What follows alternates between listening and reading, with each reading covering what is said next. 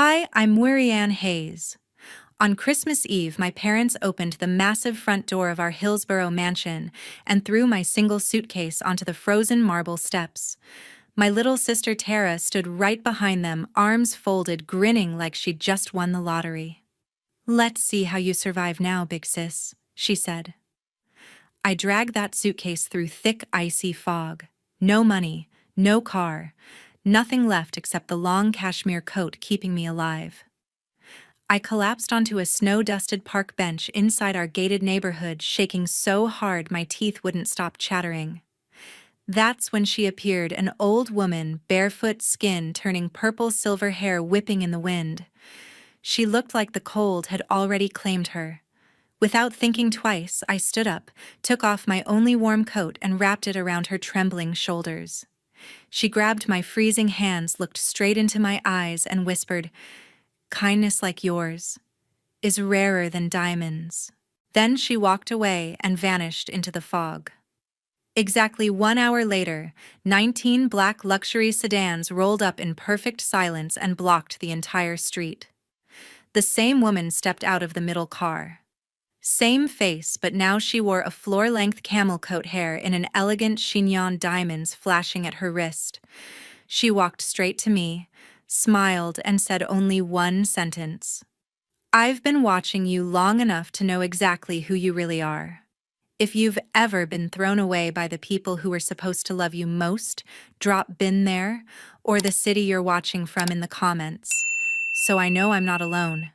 Trust me, keep watching. What happens next will blow your mind." That afternoon, I was still in shock from the layoff email that landed at 10 a.m., another round of restructuring at the San Francisco ad agency I'd given 6 years to. I packed my desk plant into the passenger seat of my 12-year-old Honda Civic and pointed it south on 101 toward Hillsborough. 32 miles, 47 minutes if traffic was kind. It wasn't. I'd already called Mom from the parking garage. "Just need to crash for a couple weeks while I figure things out," I told her. She sounded distracted, said dinner was at 7, and hung up. When I pulled through the gates, the house looked like a magazine cover, 15-foot noble fir in the 2-story foyer, white orchids everywhere, the caterers in black ties setting the dining table for 20. Dad Richard was uncorking a 2005 Dom Perignon like it was Tuesday. Mom Margaret was fastening a new South Sea pearl choker that definitely wasn't there last month. And Tara, my 27-year-old sister, was twirling in a backless red silk dress, flashing a 6-carat radiant cut diamond on her left hand, like she'd been waiting her whole life for this exact moment. Derek, my ex of 4 years, stood behind her with his arm around her waist. I dropped my keys in the bowl by the door and tried to smile. "Hey everyone, bad day at work." That was all I got out. Tara spun around, eyes wide with fake concern. "Oh my God, again." She gasped loud enough for the caterers to hear. "Third job in 4 years, right?" She turned to Mom. "Remember when she got fired from the startup in Soma for not being a team player?" Mom's lips tightened. Dad didn't even look up from his champagne. I felt my face burn. It was a reduction in force. They let go of the entire creative team. Tara waved her new ring in my direction. "Derek just closed his Series A. 28 million pre-money. Investors love him." Derek gave me that same smug half smile he used when he ended things 2 years ago with, "It's not you. It's timing." Dad finally set his glass down. "Murianne, we need to talk." He didn't motion for me to sit. He never did when it was bad news. He told me straight last month he'd amended the family trust. All of it, 38 million in principal, was now in Tara's name only. Irrevocable. Signed, notarized, filed with the estate attorney in Palo Alto. He said I was 32 capable, and it was time I stood on my own. Mom added, "We can't keep funding a lifestyle that doesn't produce results," as if my salary had ever paid for their orchids or Tara's Birkins. I stood there, mouth open, trying to process that my own parents had just legally disinherited me while I was still standing in their foyer. Tara pulled out her phone, already recording. "This is gold," she laughed, Big sis comes home broke on Christmas Eve. Say something for my followers. I looked at Dad. You're serious? He met my eyes for the first time all night.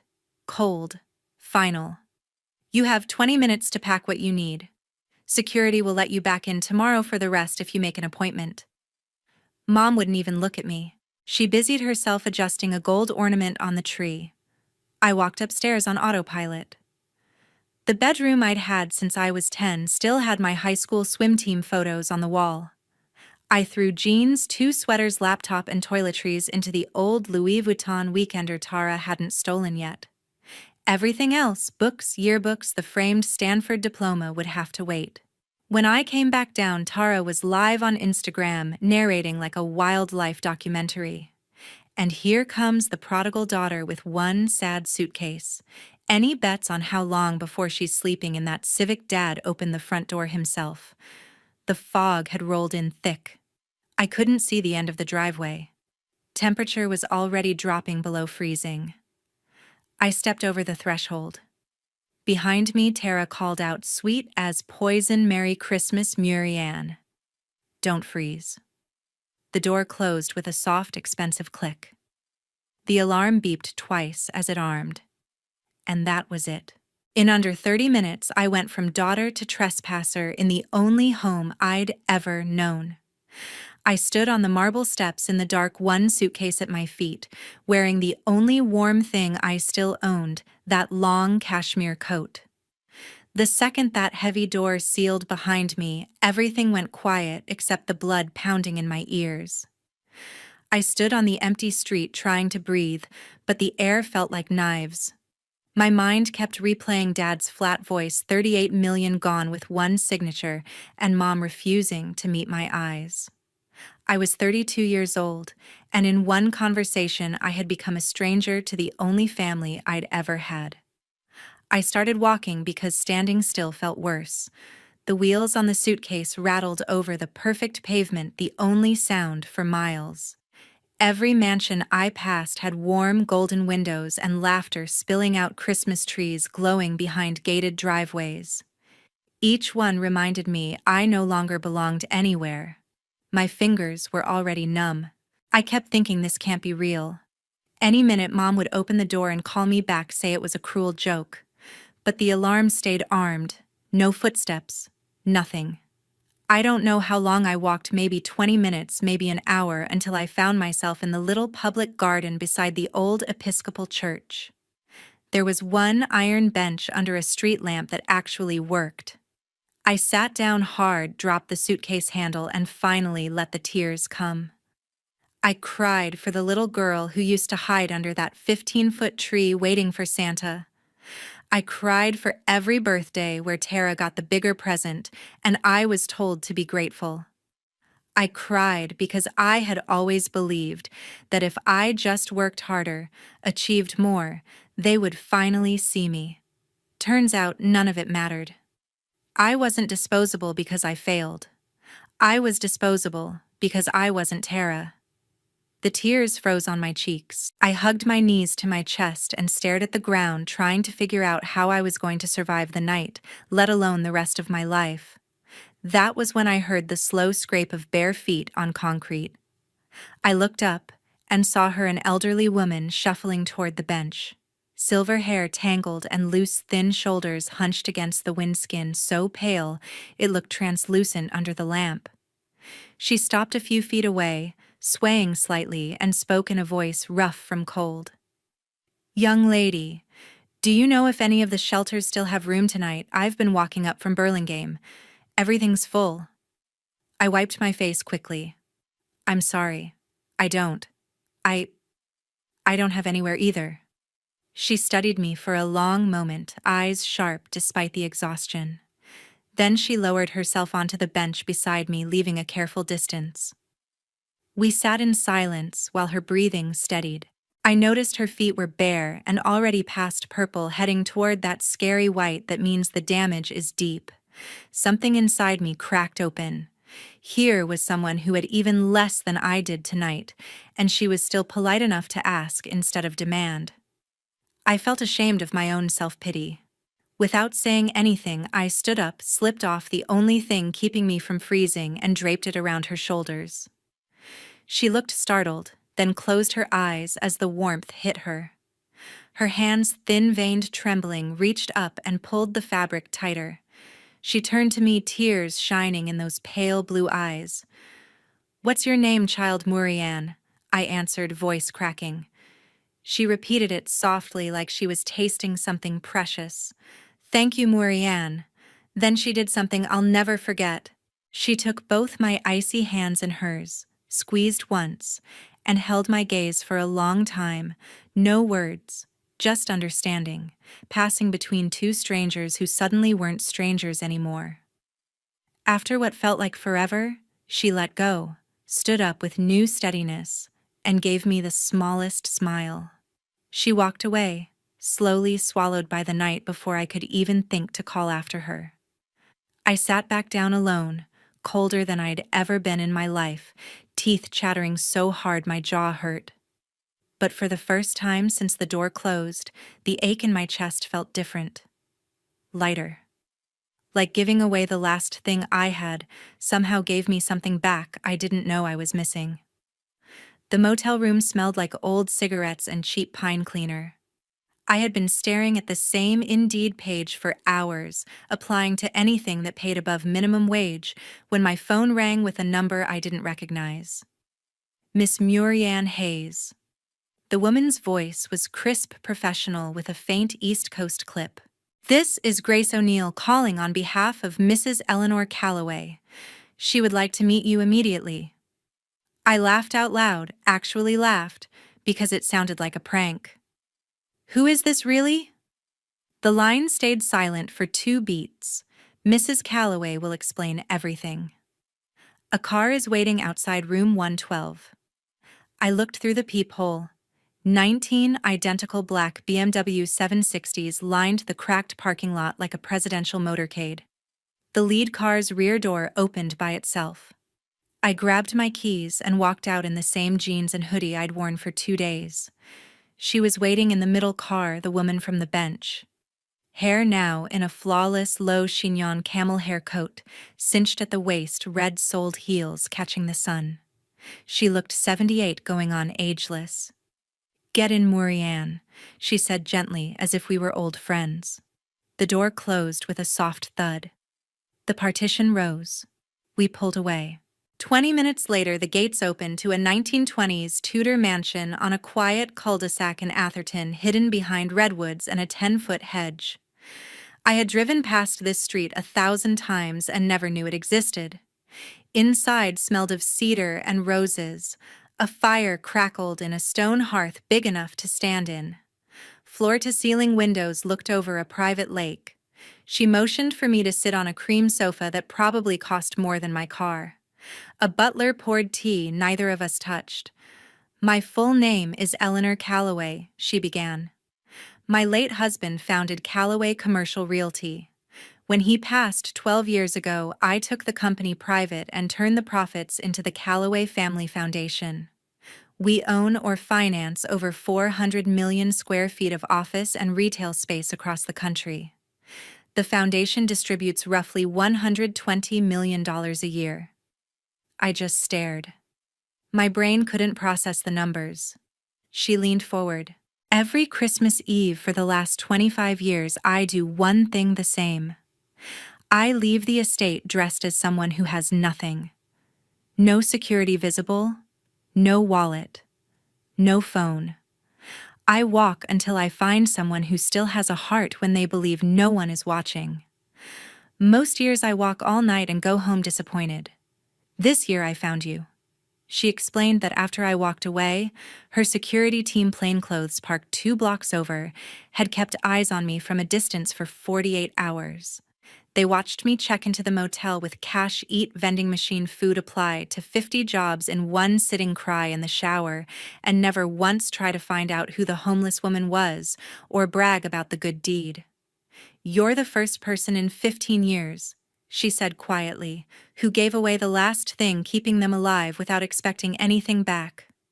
I need to know if that was a fluke or who you really are." She stood and walked to the window, hands clasped behind her back. I have no children, no heirs. When I'm gone, strangers on a board will decide where my money goes. I don't want that. I want someone who understands what it feels like to be thrown away on Christmas Eve, to decide how we help the next person who gets thrown away. She turned to face me. I'm offering you a room here, a salary and a 5-year apprenticeship. If at the end you're the person I believe you are, the foundation becomes yours to run. Not a gift, a responsibility. I opened my mouth closed. It opened it again. Why me was all I managed. Because she said, eyes suddenly fierce, I know exactly what it feels like to sit on a freezing bench with nowhere to go and still choose kindness. I was 29 when my own father did it to me. I promised myself if I ever got the chance, I'd make sure no one who chose right in that moment stayed lost. She extended her hand. So, Murianne Hayes, will you come home with me? I moved into the East Wing the following Monday. My new bedroom was bigger than my parents' entire downstairs, with French doors opening onto a rose garden I could actually smell from bed. Grace O'Neill, tall, silver-haired, zero-nonsense, handed me a leather binder the thickness of a phone book and said, "Welcome to boot camp." The first month was brutal. 6 a.m. runs around the lake with Eleanor's former Navy SEAL trainer. 7:30 breakfast meetings where I learned to read a 909 DPF tax return faster than most CPAs. 9 a.m. to 6 p.m., sitting beside Eleanor in board meetings at the Foundation's offices on Sand Hill Road, taking notes while billionaires argued over impact metrics. Evenings were spent dissecting 20 years of grant archives until my eyes burned. Eleanor didn't want another rich kid playing philanthropist. She wanted someone who could turn dollars into changed lives without wasting a cent. Her favorite line became, "We don't give fish. We don't even give fishing lessons. We buy the whole damn river and make sure everyone can eat forever." She enrolled me in Stanford Graduate School of Business's executive program for nonprofit leaders. Full tuition covered, no questions asked. 3 nights a week I drove the 5 miles to campus, sat in classrooms with executives twice my age, and learned how to measure outcomes instead of intentions. Weekends meant site visits, battered women's shelters in East Oakland, after-school programs in East San Jose, veteran housing projects in the Central Valley. I interviewed mothers who had escaped abuse with nothing but their kids and a garbage bag of clothes. I listened to teenagers explain how one safe place to do homework kept them from joining gangs. Every story carved itself into me. Back at the estate, Grace drilled me on governance. How to handle a rogue board member. How to say no to a senator's pet project without losing federal matching funds. How to fire a grantee caught embezzling without triggering a PR nightmare. I rewrote the entire grant application process from scratch: shorter forms, faster decisions, mandatory site visits within 30 days of approval. Eleanor read every draft and bled red ink all over them, then made me defend each change in front of the full board. There were nights I fell asleep at the kitchen island with my face on a spreadsheet. There were mornings I cried in the shower because I felt like an imposter who would never be good enough. But every time I wanted to quit, I remembered sitting on that freezing bench with nothing, and I kept going. June arrived hot and sudden. One Thursday morning, Eleanor texted library. Now. I walked in expecting another 12-hour strategy session. Instead, she was alone, sunlight pouring through stained glass windows, holding a single folder. She didn't sit. She slid the folder across the mahogany table and stayed standing. Inside was an employment agreement on heavy creamstock. Title: President and Chief Executive Officer, Callaway Family Foundation. Reporting line directly to the board, meaning her, until she decided otherwise. Base salary, $195,000. 3% equity in the foundation's endowment, currently valued at just under $4 billion. Full decision-making authority over all programs starting year 3, subject only to fiduciary duty. I looked up, speechless. She finally sat, folding her hands like she was praying. I didn't bring you here because you gave away a coat, she said. Anyone can be generous for 5 minutes when a camera might be watching. I watched you for 5 straight months. I watched you fight for a domestic violence shelter that every banker in the room wanted to defund because the numbers looked messy. I watched you sit on a folding chair in Oakland until midnight, listening to a 17-year-old girl explain why she couldn't go home. I watched you rewrite a 70-page policy manual because one paragraph would have left transgender kids without beds. Her voice cracked just once. You have the mind I need and the heart I lost a long time ago. The foundation is yours to run. I'll stay on the board to keep the old men in line, but day to day the river belongs to you now. I tried to say thank you, but nothing came out. She waved it off. Sign it before I change my mind and make you finish the endowment tax module first. I laughed through tears and signed. That night we opened a 1982 Chateau Margaux on the terrace. Just the two of us watching the sun drop behind the redwoods. She raised her glass. To the girl who had every reason to become bitter and chose kindness anyway. I clinked mine against hers. And to the woman who refused to let one good deed stay invisible. We drank. For the first time since Christmas Eve, I felt like I was exactly where I was supposed to be. October smelled like wet leaves and money in San Francisco. I was in my corner office on the 22nd floor of 300 California Street, reviewing final numbers for the second home campus, when Grace knocked once and opened the door. Your sister and Derek Whitaker are downstairs. No appointment. I felt my stomach drop the way it used to when Tara borrowed my clothes in high school and returned them ruined. I told security to send them up. They walked in looking like they'd rehearsed the performance on the elevator ride. Tara wore a modest navy sheath dress instead of her usual bodycon hair in a low ponytail, minimal jewelry. Derek had traded the hoodie and sneakers founder uniform for a navy suit that almost fit. Both carried the tight smiles of people who had practiced apologies in the mirror. Tara spoke first, voice, soft, eyes shiny. Murianne. I've been awful. We've been awful. I'm so sorry for everything. For Christmas Eve, for the things I posted. All of it. Derek nodded vigorously. We're getting married next spring. Trying to do things the right way this time. I stayed behind my desk, hands folded, and waited. Tara took a breath. Dad's in trouble.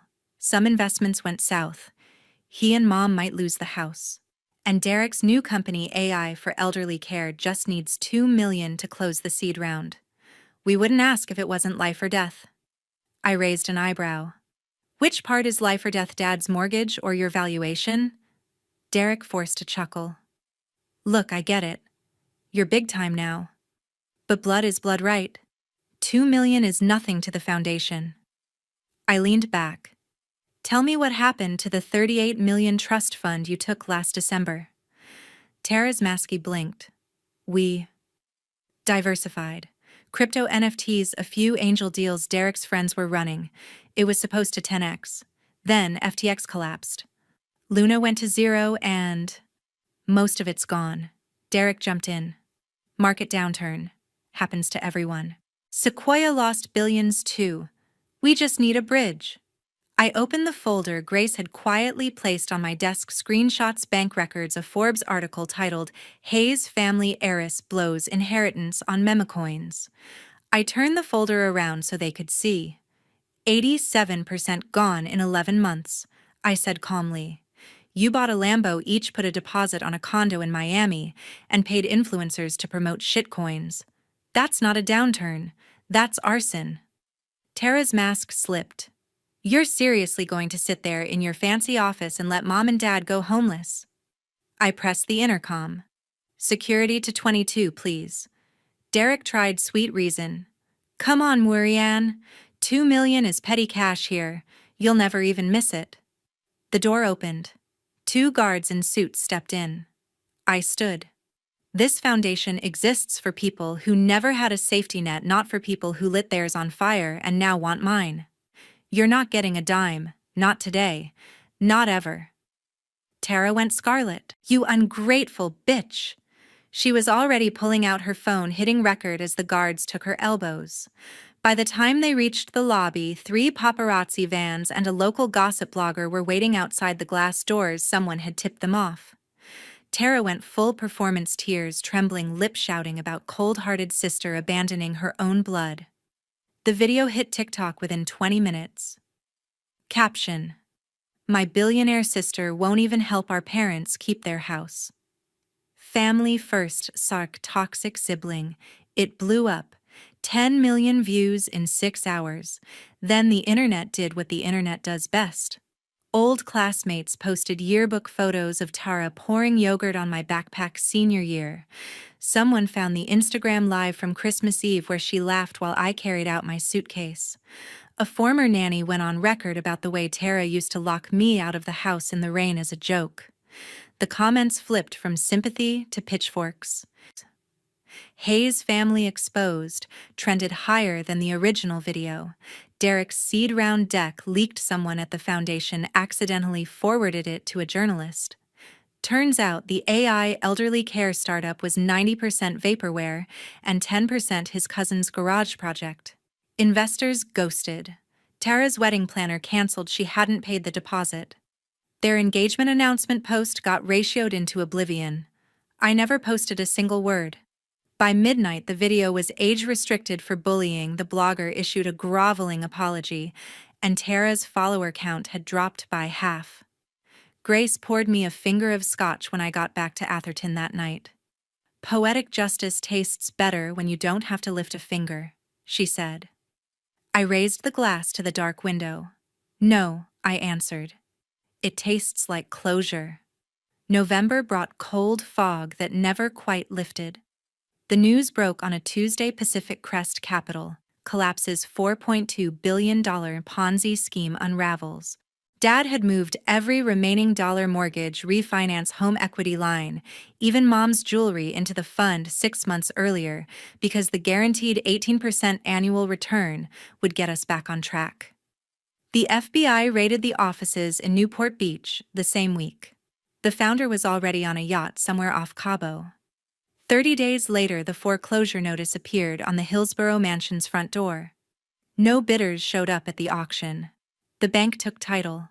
Richard, Margaret, and Tara moved into a 2-bedroom apartment above a nail salon on Story Road in East San Jose, rent $2,900 a month, all they could afford after the bankruptcy filing. Tara's credit cards were maxed at $247,000, mostly on handbags and retail coping after the October disaster. Collection agencies called non-stop. They showed up at the foundation without an appointment on a rainy Thursday morning. Security called up. I told them to let the 3 of them in. Dad looked 20 years older. Hair gone completely white, shoulders curved inward, wearing a sport coat 2 sizes too big. Mom had cut her hair short and dyed it a cheap drugstore brown that didn't quite match. Tara wore no makeup, eyes puffy, clutching a knockoff tote like a life raft. I met them in the small glass conference room on 22. No water, no coffee. Grace stood outside the door. Dad spoke first, voice cracking on every word. Murianne, you're my daughter. I know we hurt you. I know we don't deserve anything, but we have nowhere else to turn. The apartment lease ends in 6 weeks. We're going to be on the street. Mom stared at the table, twisting a tissue into shreds. Tara finally looked up, eyes red. Please. Just enough to get us a fresh start. We'll sign anything. We'll never ask again. I opened a slim black folder and laid 3 business cards on the polished wood.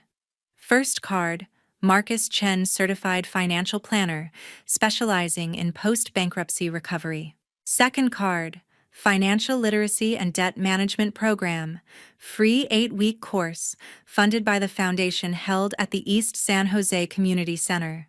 Third card, National Alliance on Mental Illness California Crisis Hotline, and a local therapist who took sliding scale clients. I pushed the cards toward them. This is what the Callaway Foundation can do for strangers who lost everything through no fault of their own, I said, voice level. It's the same help we offer anyone who walks in here broke and scared.